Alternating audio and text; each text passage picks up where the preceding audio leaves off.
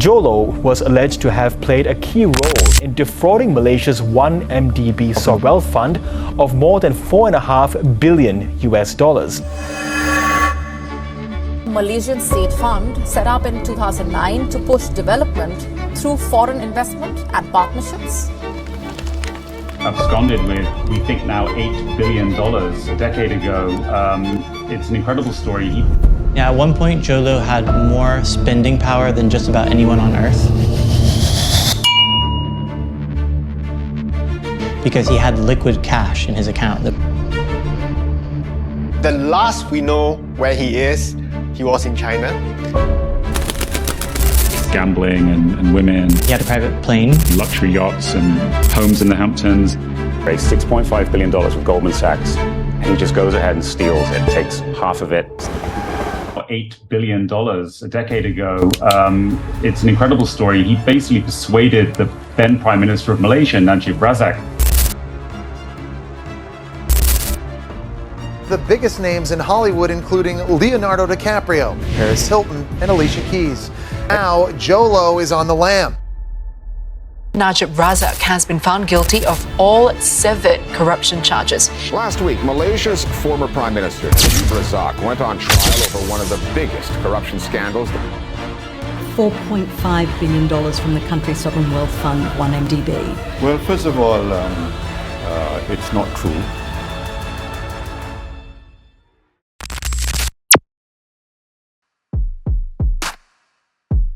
देखिए, जोलो का जन्म 4 नवंबर 1981 को जॉर्ज टाउन में एक वेल्दी मलेशियन चाइनीज फैमिली में हुआ था। लो के फादर भी कम नहीं थे, लैरी लो। लैरी लो ने एक इन्वेस्टमेंट होल्डिंग कंपनी बनाई जिसका नाम था MWE होल्डिंग्स। लैरी लो ये चाहते थे कि उनका बेटा दुनिया के सबसे अमीर और पावरफुल लोगों के बीच उठे बैठे। उनका मकसद था कि जोलो इलाइट कनेक्शन बनाए और समाज में एक ऐसा स्टेटस और पावर हासिल करे जो उनकी फैमिली की पहले से मौजूद वेल्थ से भी बहुत बड़ा हो। और यही जोलो का टर्निंग पॉइंट होता है। पीनैन के हाई स्कूल्स के बाद जोलो को यूके के सबसे बड़े एक्सपेंसिव और इलाइट बोर्डिंग स्कूल्स हैरो में भेज दिया जाता है। हैरो सिर्फ एक स्कूल नहीं था, यहाँ दुनिया के इन्फ्लुएंशियल बिजनेस फैमिलीज, पॉलिटिशियंस और फ्यूचर लीडर्स के बच्चे पढ़ते थे। हैरो में पढ़ाई के दौरान जोलो की मुलाकात रिच फैमिलीज और फ्यूचर बिजनेस लीडर्स के बच्चों से हुई, जहाँ उसने अपने नेटवर्क एक्सपेंड करना शुरू किया और धीरे धीरे उन रिच फैमिलीज के बच्चों के साथ उठना बैठना शुरू किया। जोलो के फादर लैरी लो एक सक्सेसफुल बिजनेसमैन थे, लेकिन रॉयल फैमिली का हिस्सा नहीं थे। कुछ रिपोर्ट्स के मुताबिक जोलो अपने आप को प्रिंस ऑफ मलेशिया कहकर इंट्रोड्यूस करना शुरू कर देता है और इसी इमेज ने उसे और भी एक्सक्लूसिव सर्कल में एंट्री दिलाने में मदद की। जोलो जानता था कि हैरो के ब्रिटिश और मिडिल ईस्टर्न बच्चों को मलेशिया के पॉलिटिक स्ट्रक्चर के बारे में ज़्यादा पता नहीं। उन्हें लगता था कि अगर ये एशियन लड़का इतना खर्च कर रहा है तो शायद ये सच में मलेशिया का प्रिंस ही होगा। हैरो कंप्लीट करने के बाद 2000 में जोलो ने यूनिवर्सिटी ऑफ पेंसिल्वेनिया के वॉर्टन स्कूल में एडमिशन लिया, जो दुनिया के टॉप बिजनेस और फाइनेंस स्कूल्स में से एक माना जाता था। वॉर्टन में पढ़ते हुए जोलो की दोस्ती जॉर्डन, कुवैत और मलेशिया की फैमिली से आए स्टूडेंट से हुई। धीरे धीरे उसका नेटवर्क और भी पावरफुल होता गया। शायद आपने सुना होगा लंदन का चाइना वाइट, जहां इलाइट सेलिब्रिटीज, बिलियनियर्स, इन्फ्लुएंसर लोगों का प्राइवेट सर्कल था और क्लब में एंट्री पाना आम बात नहीं थी। VIP एक्सेस पाने के लिए जोलो ने ब्रूनी एम्बेसी के नाम पर एक फेक लेटर हेड तैयार किया, जिसमें ब्रूनी रॉयल फैमिली के लिए VIP टेबल रिजर्व करने की रिक्वेस्ट दिखाई गई। क्लब मैनेजमेंट ने इसे जेन्युइन मान लिया और लोग और उसके हैरो को दोस्तों को VIP सेक्शन में VIP एक्सेस मिली, जहां उन्होंने फेमस फुटबॉलर्स और मॉडल्स के साथ पार्टी की। ये सब रेंट लेकर और अपने फादर के पैसों से कर रहा था। वॉर्टन और हैरो में बने कनेक्शन अब जोलो को मलेशिया के सबसे पावरफुल पॉलिटिकल सर्कल के करीब ले जा रहे थे। लंदन में ही जोलो की गहरी दोस्ती रिजा अजीज से हुई, जो उस वक्त मलेशिया के डिफेंस मिनिस्टर नजीब रजाक का स्टेपसन था। रिजा अजीज के करीब आने के बाद जोलो ने उसके साथ लंदन के एक्सक्लूसिव क्लब, लग्जरी रेस्टोरेंट्स में उठना बैठना शुरू किया। रिपोर्ट्स के मुताबिक उसने लेविश स्पेंडिंग के जरिए अपने दोस्ती को और मजबूत किया। लोगों को पता था कि अगर उसे मलेशिया के देश का पैसा एक्सेस करना है तो उसे नजीब रजाक और उनकी वाइफ रोस्मा मंसूर का ब्लाइंड ट्रस्ट चाहिए। रिजा अजीज का बड़ा सपना था हॉलीवुड में प्रोड्यूसर बनना, सेलिब्रिटीज के साथ घूमना और मूवीज बनाना, लेकिन उसके पास कोई रियल बिजनेस माइंड या मिनी मैनेजमेंट स्किल नहीं था। लो ने खुद को एक फाइनेंशियल जीनियस के रूप में प्रेजेंट किया और रिजा को वादा किया कि वो उसके हर हॉलीवुड प्रोजेक्ट को फंड करेगा। जोलो जानता था कि नजीब रजाक के फैसलों पर उनकी वाइफ रोस्मा मंसूर का बहुत बड़ा इन्फ्लुएंस है। लो ने रोस्मो को टारगेट किया। उसने रोस्मो को expensive designer bags, rare diamonds और प्राइवेट जेट ट्रिप्स स्पॉन्सर किया। जोलो ने कुछ ही सालों में वो सब हासिल कर लिया था जो अक्सर एक बिजनेसमैन पूरी जिंदगी में हासिल नहीं कर पाते, पावर के करीब बैठने का मौका। लेकिन द क्वेश्चन इज वो ये सब क्यों कर रहा था और मेन मोटिव क्या था नेटवर्किंग बनाने का। देखिए, जोलो ने अपने कनेक्शन इतने मजबूत कर लिए थे कि उनका डेली आना जाना हुआ करता था नजीब के रूम में। जोलो चाहता था बस वो किसी भी तरह पीएम नजीब का ट्रस्ट जीत ले। उस वक्त नजीब रजाक अपनी पॉलिटिकल पावर स्ट्रॉन्ग करना चाहते थे। लो ने नजीब से कहा, आप मुझे जरिया बनाओ, मैं मिडिल ईस्ट से मलेशिया में बिलियंस ऑफ डॉलर्स का इन्वेस्टमेंट लाऊंगा, जिससे आपकी इकोनॉमी भी चमकेगी और आप इलेक्शन भी आसानी से जीत जाओगे। 2008 में नजीब के प्राइम मिनिस्टर बनने से पहले जोलो ने मलेशिया के स्टेट तेरेनगानू के सुल्तान से दोस्ती कर लेता है। लो ने सुल्तान को कन्विंस किया कि स्टेट ऑयल रेवेन्यू से एक फंड बनाते तेरेनगानू इन्वेस्टमेंट अथॉरिटी, जो फ्यूचर प्रोजेक्ट के लिए भी यूजफुल रहेगा, और यही डील ने जोलो को उसका अनऑफिशियल एडवाइजर बना दिया। जब नजीब रजाक ने देखा कि यह 27 साल का लड़का मिडिल ईस्ट के इन्वेस्टर और लोकल सुल्तान को दोनों को एक टेबल पर ला सकता है, तो नजीब ने उस पर 100% ब्लाइंड ट्रस्ट कर लिया। 2009 में नजीब रजाक मलेशिया के प्राइम मिनिस्टर बने। आते ही उन्होंने मलेशिया इकोनॉमिक इनिशिएटिव के अंदर 1 MDB का एक सरकारी फंड सेटअप किया, लेकिन फंड के पास शुरुआत में 1 बिलियन का बजट था। सबसे मेन बात यही थी कि इस फंड में पैसा कहाँ इन्वेस्ट होगा और बोर्ड में कौन रहेगा, इसका आखिरी फैसला लेने का अकेला हक पीएम नजीब रजाक के पास था। 1 MD बनने से पहले जोलो ने नजीब रजाक को 3 चीज़ें दी।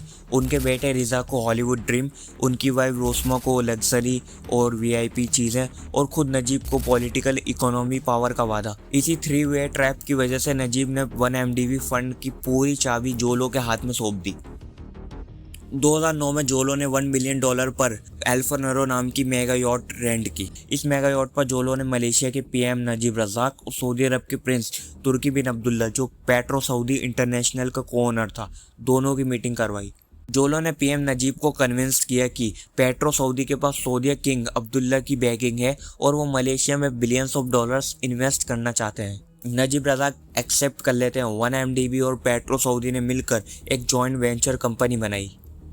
देखिए, जॉइंट वेंचर का मतलब वो होता है जब कोई कंपनी और गवर्नमेंट दोनों मिलकर एक प्रोजेक्ट पर काम करना शुरू करती है। जो भी प्रॉफिट और लॉस होगा उस प्रोजेक्ट से वो दोनों को इक्वली लेना होगा।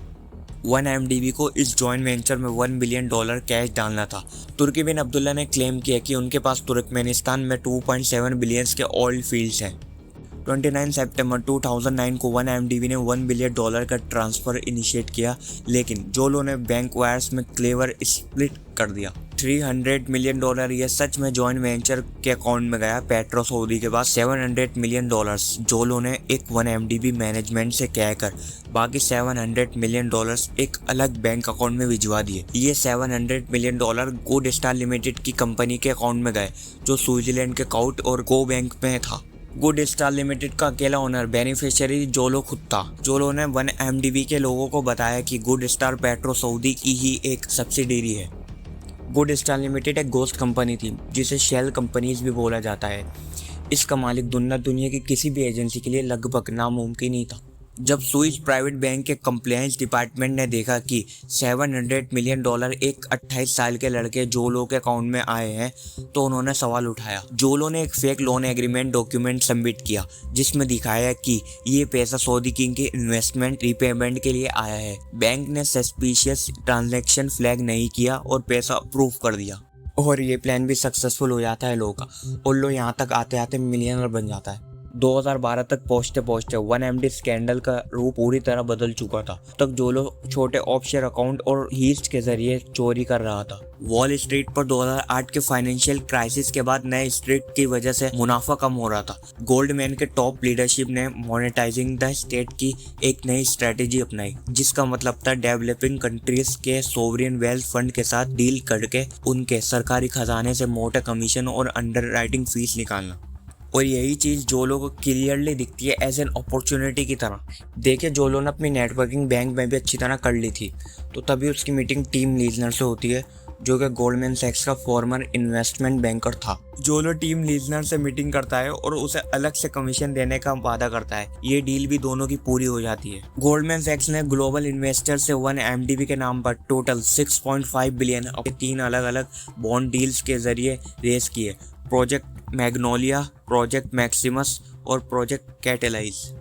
प्रोजेक्ट मैंगोलिया पहला बॉन्ड इशू मलेशिया के पावर प्लांट एसेट को खरीदने के नाम पर लाया गया। गोल्डमैन ने बॉन्ड्स इशू किए और गारंटीज के लिए अबू दुबई के सोवरियन फंड को इन्वॉल्व किया। जैसे ही 1.75 बिलियन को फंड 1MDB के अकाउंट में आया, उसमें से लगभग $500 मिलियन सीधे जोलो ने मास्टरमाइंड के साथ गुड स्टार लिमिटेड और दूसरे शेल अकाउंट में डाइवर्ट कर दिए।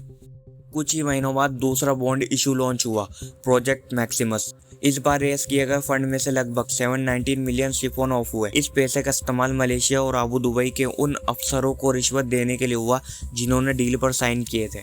2013 में सबसे बड़ा बॉन्ड इशू लाया गया, प्रोजेक्ट कैटेलाइज, जिसका मकसद था एक जॉइंट इन्वेस्टमेंट फंड सेटअप करके दिखाना था। इस 3 बिलियन बॉन्ड में से 1 बिलियन से ज्यादा चोरी कर सिंगापुर और स्विस बैंक अकाउंट में भेज दिया गया। इस चोरी के पैसे का एक बड़ा हिस्सा पीएम नजीब रजाक को पॉलिटिकल रिएक्शन कैंपेन को फंड करने और उनके पर्सनल अकाउंट में भेजने के लिए इस्तेमाल किया गया था। टोटल 6.5 बिलियन में से 4.5 बिलियन कभी मलेशिया के पब्लिक डेवलपमेंट तक पहुंचे ही नहीं। चुराए गए बिलियंस में से कटबैक के रूप में टीम लेजर ने लगभग $60 मिलियन कमाए। बाकी का लाइन शायर जोलो के ऑफशोर अकाउंट में गया। But the simple question is, Jho Low ने इतने पैसों को करा क्या और वो कैसे हॉलीवुड में भी अपनी जान पहचान बना रहा था। जोलो हॉलीवुड के सेलिब्रिटीज के साथ उठना बैठना चाहता था और उन्हें इम्प्रेस करने के लिए चोरी के पैसे से सुपर एक्सपेंसिव तोहफे देता था। रिपोर्ट्स के मुताबिक 2011 में किम कार्डियशन की शादी NBA प्लेयर क्रिस हम्फ्रीज से हुई थी। तब जोलो ने उन्हें वेडिंग गिफ्ट के रूप में अप्रोक्सीमेटली 2.7 करोड़ की व्हाइट फरारी कार दी थी। जोलो ने डिकैप्रियो के साथ भी गहरा रिलेशन बनाया था। उसने डिकैप्रियो को जीन माइकल की 9 मिलियन की पेंटिंग दी, रेड मैन। जोलो ने एक प्रोडक्शन कंपनी बनाई, रेड ग्रेनिट पिक्चर्स। इस पैसे से उसने मार्टिन स्कोरेस की superhit movie the Wolf of Wall Street fund की। आयरोनिकली ये फिल्म खुद एक फाइनेंशियली स्कैम पर थी। इसके अलावा डंप और डंपर 2 और डैडी होम को भी फंड किया। जोलो ने 250 मिलियन अप्रोक्सीमेटली 2000 करोड़ की एक 300 फुट मेगा यॉट भी खरीदी थी। चोरी के पैसे का एक बहुत बड़ा हिस्सा मलेशिया के पीएम नजीब रजाक, उनकी वाइफ रोस्मा मंसूर जैस 27 million cupping diamond necklace gift किया गया था। अबू दुबई के ऑफिशियल्स को साइलेंट रखने और डील्स को अप्रूव करवाने में रिश्वत के रूप में भी दिया गया था। जोलो के पास अब सब कुछ था, मनी, रिस्पेक्ट, नेटवर्क, सेलिब्रिटीज, लेकिन और जो भी पैसा आ रहा था 1MDB से, वो पार्टीज और प्राइम मिनिस्टर नजीब के अकाउंट में दिया जा रहा था। जैसे सिर्फ एक गलती ने 1MDB फंड को 1MDB स्कैंडल बना दिया। देखिए, 2009 से 2012 के बीच हुई हजारों करोड़ों की चोरी 2015 तक दबा कर रखी गई। लेकिन 2015 में ब्रिटिश जर्नलिस्ट क्लेयर रूकाजल ब्राउन, जो सेराविक रिपोर्ट्स वेबसाइट चलाती थी, उन्हें वहां पर 1MDB के इंटरनल सिस्टम से 2,70,000 लीक डॉक्यूमेंट्स और ईमेल्स मिले। इन ईमेल्स में जोलो और पेट्रो सऊदी के बीच हुई इनिशियल 1 बिलियन की ट्रांजैक्शन ईमेल मिलता है। कुछ लीक डॉक्यूमेंट्स रूकाजल ब्राउन वॉल स्ट्रीट जर्नल को भी देती हैं, जिन्होंने रिवील किया $681 million direct prime minister Najib Razak के पर्सनल बैंक अकाउंट में ट्रांसफर किए गए थे। जब मलेशिया की पब्लिक को पता लगा कि इतना सारा सोवरियन फंड का पैसा इलीगली मिस एप्रोप्रिएट किया, तो पूरे मलेशिया में हल्ला समझ गया। पब्लिक की नजरों में Najib Razak as a scammer दिखने जाने लगे। 2018 के इलेक्शन में हार के बाद नजीब रजाक की सरकार गिर चुकी थी और अब पहली बार 1MDB स्कैंडल की इंडिपेंडेंट इन्वेस्टिगेशन का रास्ता खुल गया था। इलेक्शन हारने के बाद ही नजीब रजाक मलेशिया से भागने की कोशिश भी करते हैं, लेकिन खैराक फैलते ही सुबह सुबह हजारों गुस्से से भरे आम लोग, जर्नलिस्ट और मीडिया वाले, आम जनता ने VIP गेट को फिजिकली ब्लॉक कर दिया और अंदर आने वाली हर गाड़ी को चेक करने लगे ताकि चोर देश छोड़कर न भाग सके। और एयरपोर्ट पर भीड़ बढ़ते ही नई प्राइम मिनिस्टर महातिर महमूद की सरकार ने तुरंत एक्शन लिया। इमिग्रेशन डिपार्टमेंट ने फ्लाइट से ठीक पहले नजीब रजाक और उनकी वाइफ रोस्मा मंसूर पर ट्रैवल बैन, ब्लैकलिस्ट लगा दिया था। कंट्री से भागने पर रोक लगाने के 2 दिन बाद ही क्राइम इन्वेस्टिगेशन डिपार्टमेंट की पुलिस टीम ने कुआलालंपुर में नजीब रज़ाक से जुड़ी लग्जरी प्रॉपर्टीज पर छापा मारा। नजीब की लग्जरी प्रॉपर्टीज के रेड मारने के बाद ही रोजमा मंसूर की लग्जरी कलेक्शन मिली। 400 नेकलेस, डायमंड, रूबी और इमारलेट के महंगी हार। पुलिस को 72 बड़े सूट केसेस मिले जिसमें 26 अलग अलग currencies, US dollar, Singapore dollars में भरा हुआ 28 मिलियन कैश था। 2015-16 में यूएस डिपार्टमेंट ऑफ जस्टिस और FBI ने 1 MDB पर इन्वेस्टिगेशन किया तो जो लोग समझ गया था कि वो अब सेव नहीं है। वो इंटरपोल के रेड नोटिस और मल्टीपल देशों के अरेस्ट वारंट्स के बावजूद कंटिन्यूस भागता रहा। मलेशिया के फॉर्मर PM महातिर मोहम्मद ने बाद में कंफर्म किया कि उनके पास सॉलिड इंटेलिजेंस इनपुट्स हैं कि जोलो चाइना में छुपा हुआ है। महातिर ने कहा यह मामला काफ़ी सेंसिटिव है। मलेशिया चाइना पर किसी क्रिमिनल को छुपाने का आरोप नहीं लगा सकती क्योंकि दोनों देशों के बीच अरबों डॉलर्स और इंफ्रास्ट्रक्चर के डील्स थे। तो मलेशिया सरकार पब्लिक चैनल्स और डिप्लोमेटिक टॉक के जरिए उसे वापस लाने की कोशिश कर रही थी, लेकिन वॉल स्ट्रीट के बैंकर्स जेल में है। प्राइम मिनिस्टर नजीब रज़ाक अपनी सज़ा काट रहे हैं। 1.4 बिलियन का एसेट वापस लिया जा चुका है, लेकिन इस 4.5 बिलियन का हीस्ट का सबसे बड़ा मास्टरमाइंड जोलो आज भी इंटरपोल का सबसे बड़ा फ्यूजिटिव बना हुआ है। जोलो चाइना के किसी भी अननोन कॉर्नर तक नहीं मिला। वो आज भी दुनिया की सबसे बड़ी इंटेलिजेंस एजेंसीज की नज़रों से उजला हुआ है।